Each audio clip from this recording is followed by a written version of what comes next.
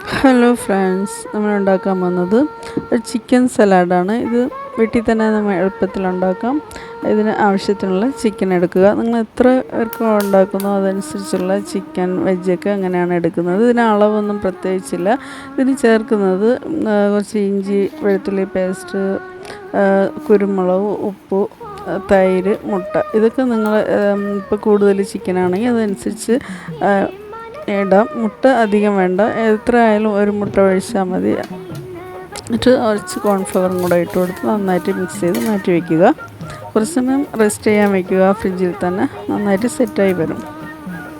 എന്നിട്ട് ആവശ്യത്തിനുള്ള ക്യാപ്സിക്കം, അതിൽ തക്കാളി ഇടൂല, ക്യാപ്സിക്കം, ബ്രോക്കോളിയാണ് കൂടുതലിടുന്നത്, സവാള, പിന്നെ ക്യാരറ്റ് ഇട്ടിട്ടുണ്ട്.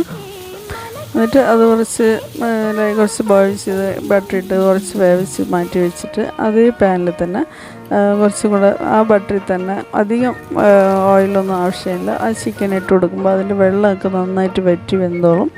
എന്നിട്ട് ഒരു 10-15 മിനിറ്റ് അങ്ങനെ അടച്ച് വയ്ക്കുമ്പോൾ നന്നായിട്ട് ചിക്കൻ സോഫ്റ്റായിട്ട് ആയിരിക്കും. ഇതിൻ്റെ കൂടെ ഈ സലാഡും കൂടെ മിക്സ് ചെയ്ത് കഴിക്കുക. ഇതിപ്പോൾ ഇത്ര ചിക്കനിൽ 3 പേർക്ക് കഴിക്കാം. ഈസിയാണ്, ടേസ്റ്റുമാണ്, ഹെൽത്തിയുമാണ്.